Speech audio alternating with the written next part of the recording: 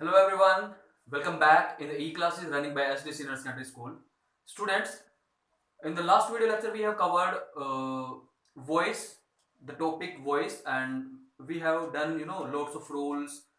We also have done practice.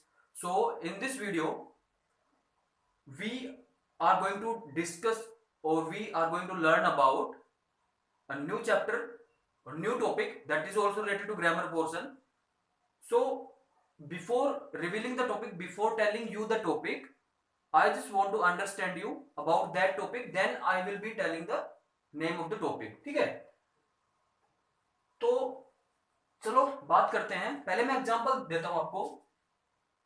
सो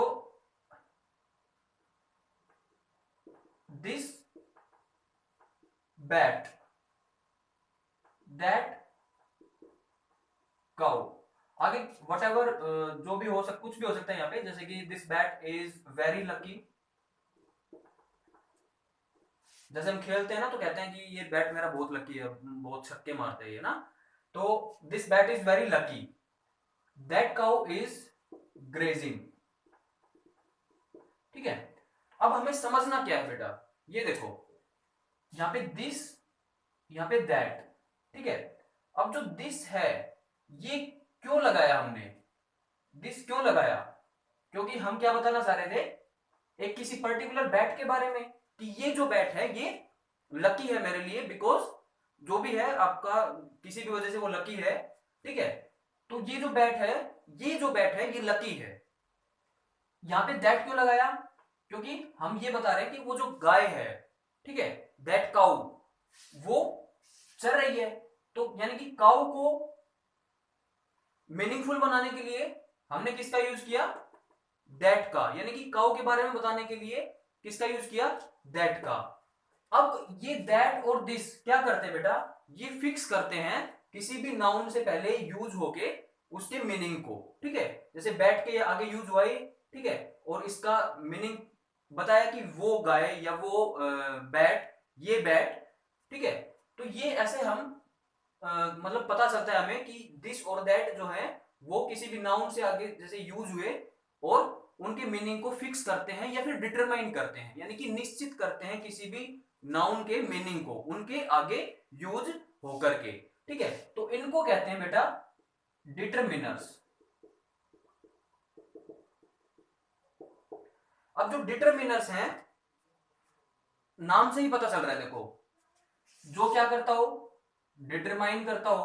ठीक है. उनको क्या बोल दिया गया? डिटरमिनर्स. अब इसकी अगर डेफिनेशन समझें कि डिटरमिनर्स किसको कहते हैं, तो डिटरमिनर्स आपको साथ साथ जो भी मैं समझाऊं बेटा वो लिखना भी है फेयर नोटबुक के अंदर. ठीक है. सो डिटरमिनर्स आर द, क्या है ये डिटरमिनर्स? वर्ड्स हैं दिस और दैट. ठीक है. Determiners are the words which use before, जो यूज होते हैं किससे पहले? नाउन से पहले.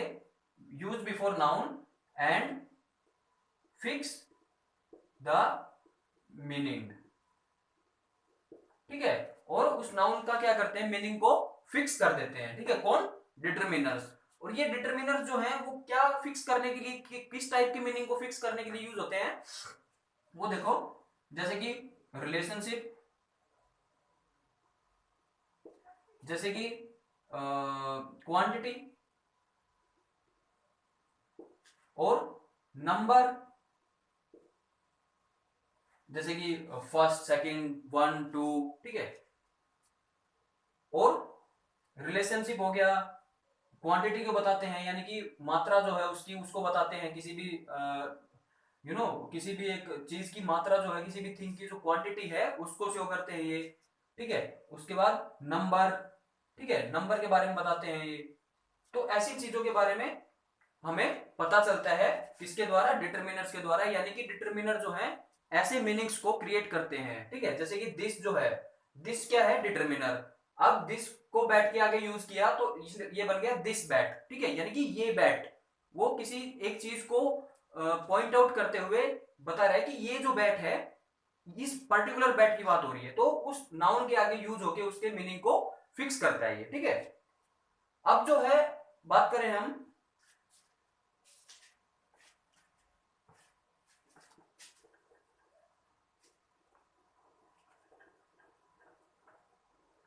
कि जो डिटरमिनर्स हैं वो कितने टाइप के होते हैं, ठीक है। How many types of determiner are there.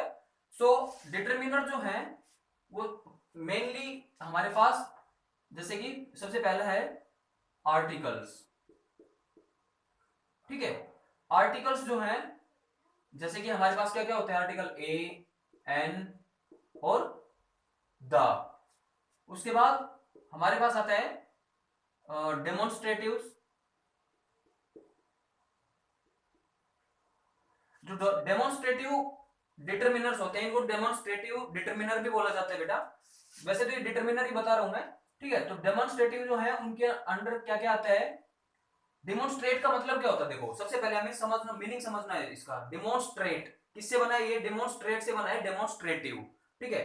तो डिमोन्स्ट्रेट का मतलब होता है जो किसी चीज को हम जब प्रेजेंट करते हैं या फिर शो करते हैं कि ये जो चीज है, किसी चीज को हम दिखाते हैं, ठीक है, तो वो होता है डिमोन्स्ट्रेशन करना किसी भी चीज का।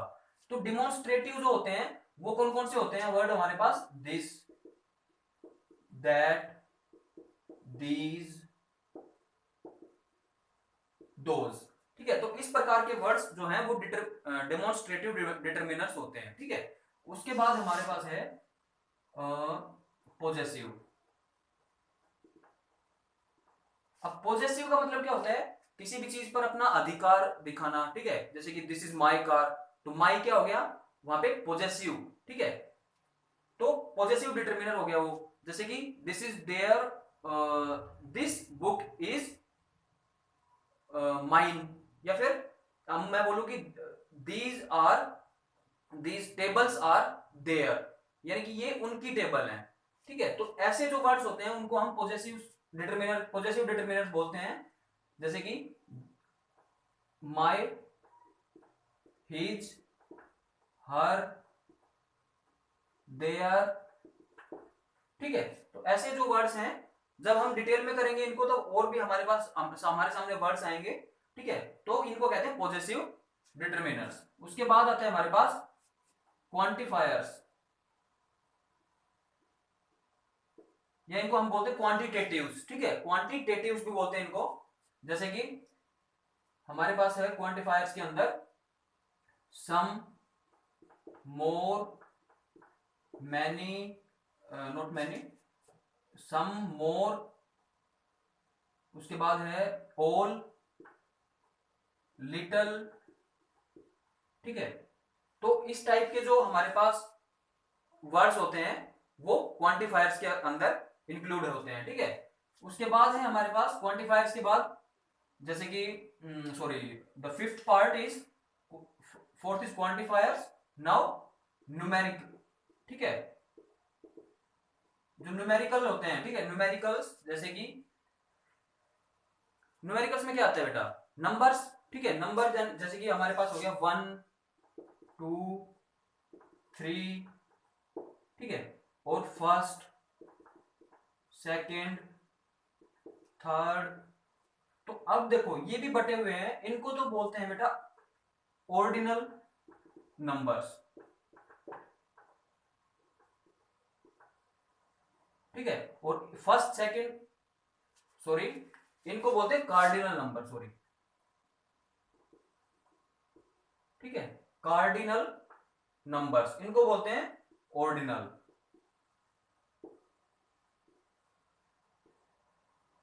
नंबर्स, ठीक है, ऑर्डिनल नंबर्स। तो ये हमारे पास बेसिकली टाइप ऑफ डिटरमिनर्स होता है बेटा। अब हम स्टार्ट करेंगे आर्टिकल्स से और उसके बाद हर एक पार्ट को हम अच्छे से डिटेल में कवर करेंगे, ठीक है।